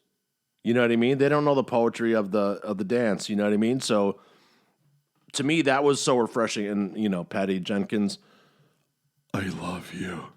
But, yeah, no, I think she's a great filmmaker. And too bad she got knocked out of the Star Wars series. But she'll be back. She's a good filmmaker. I like her. But, you know, from... So there's... I don't know if you ever saw... It's pretty lengthy, but I don't know if you saw Bridges Over Madison County. Yes, I did. I think I might have saw it with you, actually. We've got Meryl Streep in there, right? Yeah. But I thought Clint Eastwood did such an amazing job because I personally saw that movie through a woman's eyes. And I thought he did a spectacular job. So it's not that men can't capture that woman's essence, you know, by any means, but just happy to have the female. And you know what was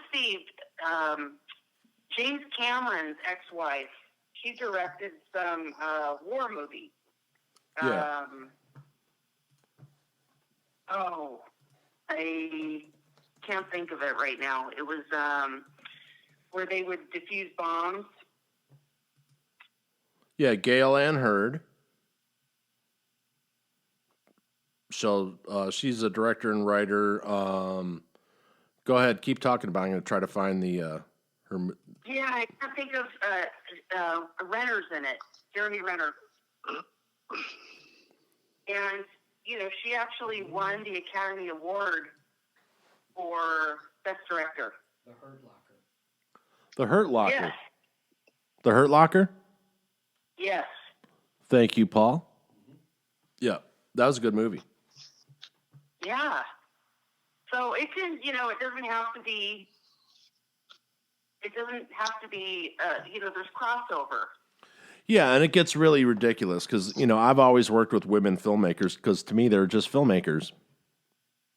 You know what I mean? I never So, a good friend of mine, Donna, you know, she got me back into the business, had me, you know, we were working on this Isabella and Lucy movie, this, that, and the other, da-da-da-da. We got, you know, financing was in place, this, that, and the other, blah, blah, blah. And then the next thing you know, we get this interest from a actress, Oscar winner, who happens to hypothetically might have been married to someone who played Dick Tracy. And basically her role was to go to Vegas. She's an alcoholic mother, and she gets to fuck a 25-year-old male stripper up against a bathroom wall in Las Vegas. What 55-year-old actress doesn't want that fucking part? You know what I mean? So the financiers go, if you cast her, we're going to pull the money. She's a zero in Germany because this is where the part of the half of the financing was coming from. It was a German company. And they're like, here's a list of 10 actresses we want you to work with. Here's who we're in business with. 10, you know. Whoop. So you're forced. You don't even have a choice through casting of who you want in your movie. So you're limited, you know what I mean? It's not, you know what I'm saying? And then what was really funny, a year later, both that actress and another actress were in the two top movies of the following year that both made over $1 billion. Oh, wow. But they wouldn't let us cast them. Isn't that fucking bizarre? Like, Yeah. You would think best role, you know what I mean? Best actress for the best role, right? No. Mm-mm. Has nothing to do with it. It's fucking weird. So you have all these... Because too old, her age, or what? No, they said she was a zero input, a zero pull in theaters in Europe. Right. And then she winds up being in fucking Captain Marvel. And that made over $1 billion. You know what I mean? So it's weird. You know, doesn't make any sense, but, you know. And like this whole Harvey Weinstein thing that happened, everyone knew. I was a special effects fucking tech. I knew that Harvey was banging, you know what I mean? Like, it was no secret. You know what I mean? LaNette, like, what was your view? Because you were basically prey for the whole thing. I mean, what was your view on, and I don't mean that in a diminutive way, but what was your whole view on trying to operate without becoming a victim of some kind of bizarre circumstance in order to live your dream? I almost was. I had an audition and was down on, God, I want to say Hollywood Boulevard. And the place where the audition was to be held was this, it looked like a theater, like an older theater. And I went up and the doors were locked. And I went around the corner and was looking for another door and couldn't figure out, you know, where I was supposed to get into this building. So this car pulls up, this Mercedes, and this older guy, he says, "Hey, you know," and he's got headshots all over his floor. And he's like, "Who are you? You know, and what are you doing?" And I'm like, "Oh, I'm here for an audition, but I guess, I don't know, I guess I have the wrong information." He's like, "Well, come here. He's like, "I actually work for Warner Brothers." And I said, "Really?" And he said, "Yeah." And he said, we're getting ready to cast the next Porky's movie. I'm totally dating myself right now. Right. And he's like, "Here, have a seat." And he kept trying to get me in the car. And I said, "Oh, no, that's okay. I'll just stay right here." Yeah. And he's like, kept persistent, just kept trying and trying and trying. And I'm like, "No, it's okay. I'm just going to stay right here." And he gave me his card. And sure enough, we called. I told my mom what happened, and we called, and they had never heard of him. Nice. Yeah. But if I had been, you know, if I hadn't been thinking straight and just got so caught up in the moment, Right. Sure. I could have gotten in that car and we wouldn't be having this conversation. And how many actresses too, young, just, come to town. I mean, would probably fall for something like that, Right. They don't have a little bit of street smarts, And then, of course, there were other auditions where, they wanted, it was for a horror film that had to do with zombies. And they wanted me to take off my top. Fuck yeah. Sorry. Did I say that out loud? Sorry. We want to know just what kind of zombie you'd make, Yeah. right? Yeah, that's bullshit. Yeah. Yeah, and so I refused to, take off my top, and they said, "Well, would you do it for the filming?" Yeah. And I'm thinking, for this part, so I'm like, "No," and they're like, "Okay." Then they're like, thank you. blowjob?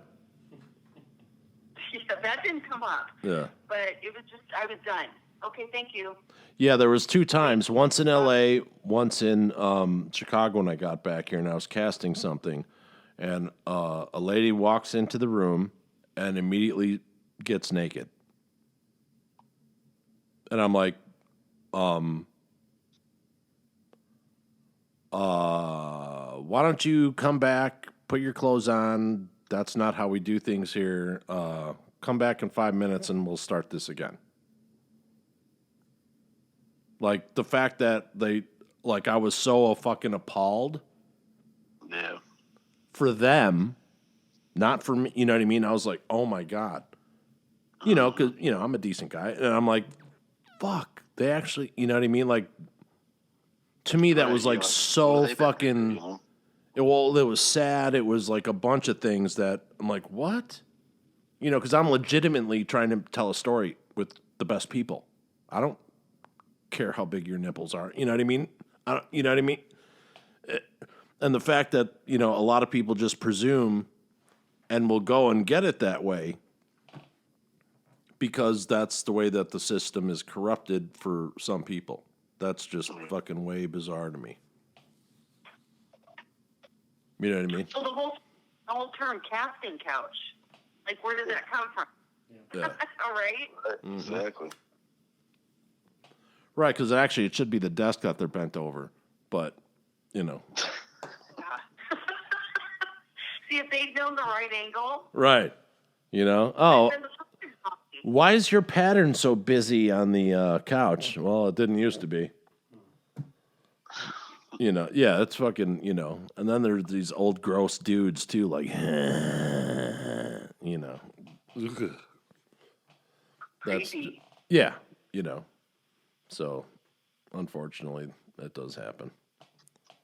But, all right, so we will have LaNette, the man in the boat, Captain Crotch. Captain Crotch! Hi, matey. All right, we'll have you back on the podcast at some time in the future for sure, and you're going to have to come and be a regular contributor and tell us, boys, what we're doing wrong so we can correct you with some logic. You bet. I'd But- love to. Absolutely. So yeah, it's kind of interesting between Jason, LaNette, and Paul. There's like more than 100 years of friendship. Yeah. That's fucking weird. Anyone feeling old? Oh yeah, every day. Right. All right. Okay, everybody. So you know, when you're by yourself and you're like the man in the boat, and you have carpal tunnel for masturbating too much, but you come up with a good storyline. That's just creativity talking. All right, everybody. Jason, love you, brother. Love you, man. Love you, Paul. Love you, buddy. Love you, LaNette. Love ya. Mwah. All right, everybody. We'll see you next time. Take care. See you. Later.